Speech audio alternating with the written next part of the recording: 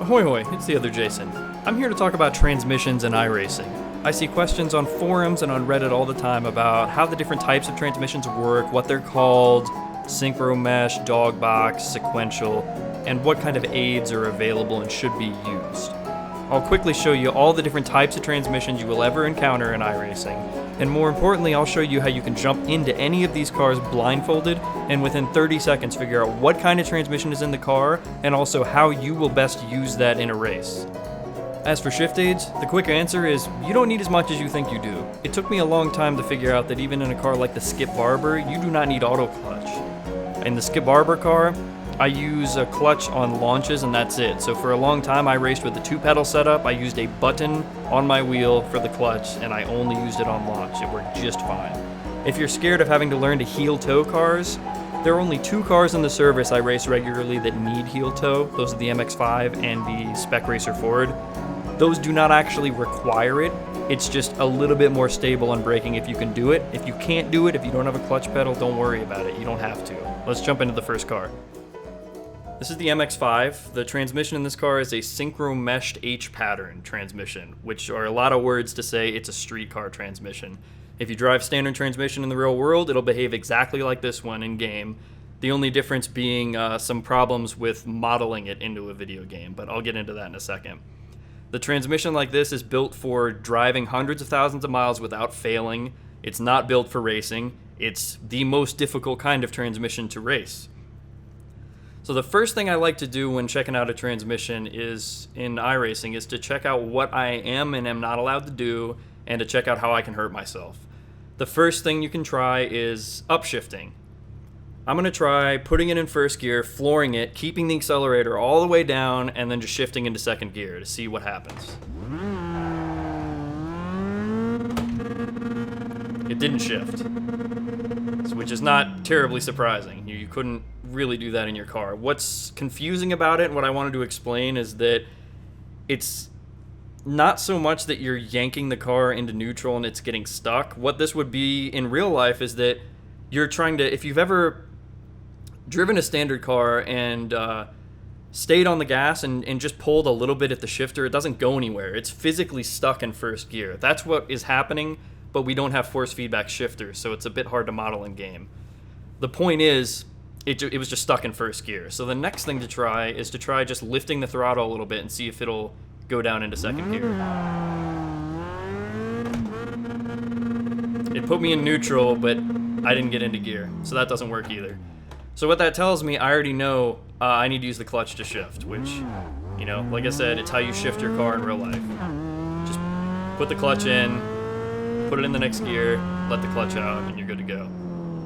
Something I will point out, and something more people should know that they don't, is if your clutch dies in real life, you're not stuck, you can still drive.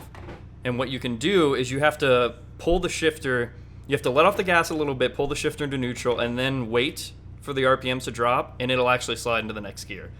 You never want to do this in a racing game because it's very slow, but here's what I'm talking about. I'll shift without the clutch.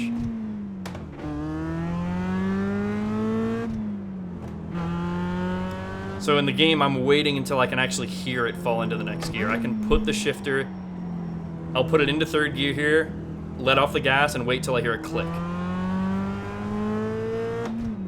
There it was. So the next thing to look at is downshifting. And you may have actually seen me do a little heel tilling back there if you're paying attention, but the first thing to try downshifting is just the same thing we tried upshifting. I'm going to slam it down in a second and see what happens. I'll let off the gas. I'm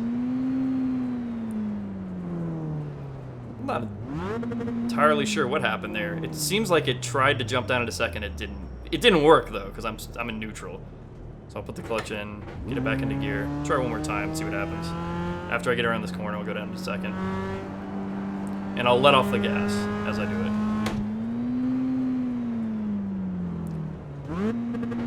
What you could actually hear there was the engine RPMs coming up, and that's because of the synchronizers. The reason it's called a synchro mesh transmission, they were speeding up the engine, which is just absolutely awful for your transmission. So based on those tests, I can tell. Now I'm going to try blipping. So I'm going to not use the clutch at all. I'm just going to blip the throttle as I go down to second. that kind of worked. I'm a little surprised it worked as well as it did. I'll try it again. See, it'll work. It'll get into second gear, but obviously this is not how you want to race. So once you know that's the kind of transmission you have to use the clutch, both up and down. So, and you can do that like this. I'll just put the clutch in second, and it works. You can see I got into second gear very quickly. I'll do it again up here.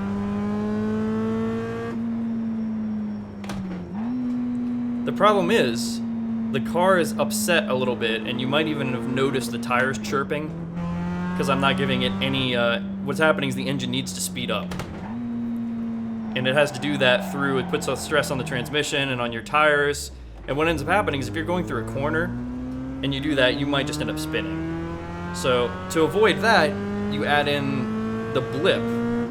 Since we have to use the clutch, we do what's called a heel-toe shift, which I will demonstrate a couple times going into this corner up here.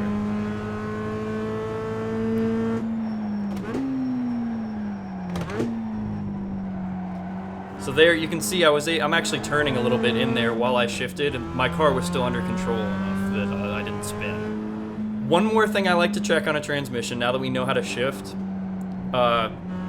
This is more relevant in some of the transmissions that are a little nicer for racing, but I like to see if it'll let you blow the engine. So I'll just go way down through the gears and let out the clutch.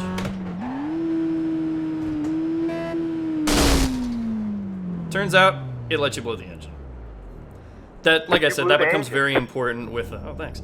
That becomes important in some of the other cars. Obviously in a car that you have to heel toe and rev match, you know you can, if you have all the power you want to destroy your car if you so choose. This is the Lotus 79. The transmission in this car is a dogbox, or it is an H pattern with no synchronizers. This transmission is most common in the stock cars on iRacing, but I enjoy the Lotus 79, so I'm going to use this one. Let's jump right into our first test, which is just keeping the pedal all the way down and upshifting. Nope. Oh, that was interesting. I put it in second when I let off the gas. It jumped right into the gear. So that leads me right into the next test, which is a little bit of a lift. I put it in second gear, lift. Goes right into the next gear. Third, lift. So you can tell that's how you shift this car. That seems to work just fine. Now for downshifting, is it going to jump right down into the next gear, or do we need to try blipping or try some clutch? I'll try just throwing it down into second gear, right up here. You can see it does jump down into the next gear. It takes a second if I'll go into third and back to second here. So I have it in second now. As I let off the gas, it'll eventually jump right down into the next gear. I think, truthfully, in real life, you might need to blip to get it to go into gear, and in this, I was actually surprised when I ran this test that I didn't need to. It will just go right down into the next gear. Oh, there we go. Let me recreate what I just did there, because it went into third, but I could not get it down into second without blipping. So I'm in third. Now I'm in second. That's when I finally blipped. The whole time I was in second, it went down there. So what's happening is it looks like you get one shift without blipping. Up at the corkscrew here, I'll blip all the way down through the gears without using the clutch.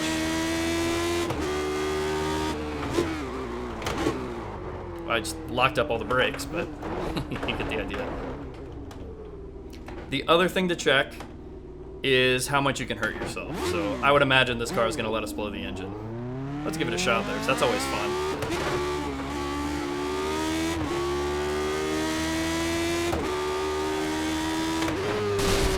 Oh yeah. You got a nice little glowy light there when you blow the engine. That's nice. This is the Skip Barber. The transmission in this car is a sequential, which is basically a dog box with paddle shifters. And this is, incidentally, the same kind of transmission you have in a motorcycle on the street. Let's go ahead and do our first test, just keeping the pedal all the way to the floor. See if it'll let us shift.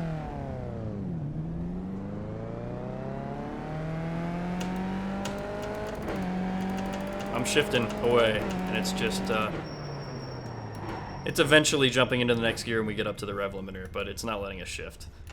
I'll try with just a little bit of a lift this time, like we did in the Lotus. If I can get into gear.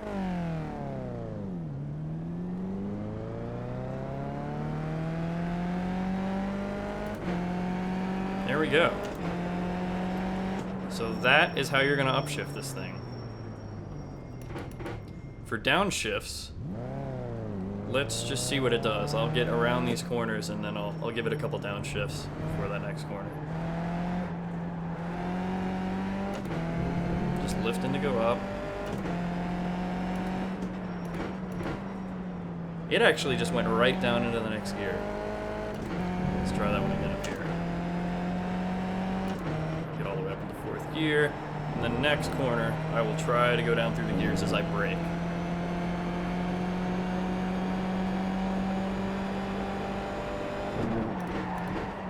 So you can see that works just fine. And which differs from what you would expect on a motorcycle. I think the reasoning is the game really allows you to just shove that shifter into the next gear. And I think it would take some force to do that in real life. Because I know the school teaches you to actually use the clutch and to heel toe. You don't have to though. And in this game, I shift just like you just saw. I don't lift at all. I don't use the clutch. The only exception is a really tricky corner where I'm doing a lot of turning while I downshift. Like on some ovals and on turn 2 at Lime Rock are the only two that come to mind, where I actually use the clutch and heel toe and the skippy just to keep it settled. Last thing is, will it let us blow the engine? So let's go back around to the front straight and try that one out.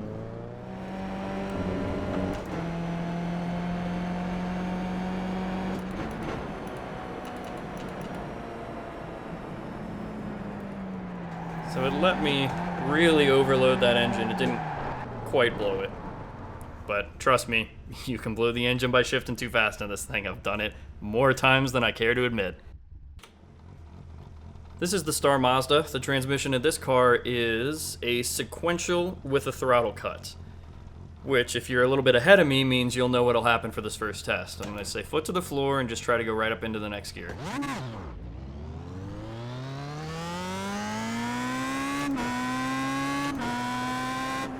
So there you go. It'll go right up into the next gear. And the transmission in this car is identical to a motorcycle transmission with a quick shifter.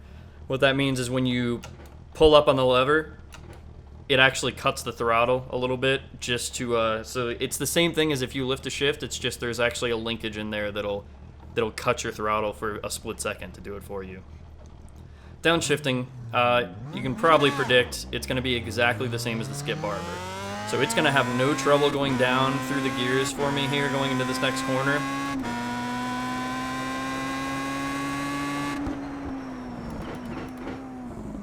You can blip or use some clutch if you need to keep the car stable, but in my experience, I've never had to do it. I always just throw this car right down through the gears. Don't even have to think about it. Our last test, can we blow the engine?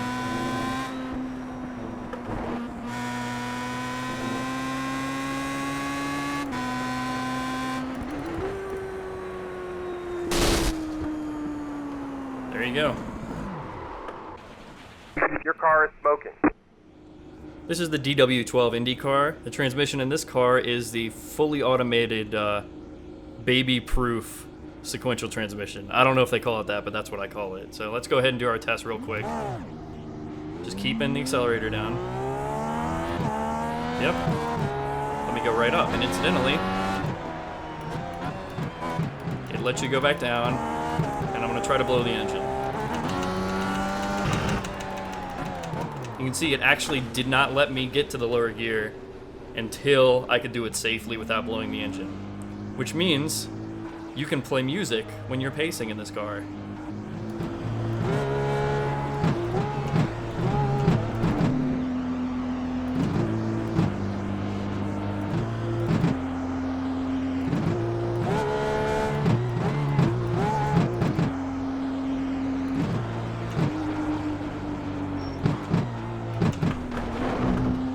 As far as the driving aids available in iRacing go, if you have a 3-pedal setup, I don't think you should ever use any shift aids. You should always have it set to none.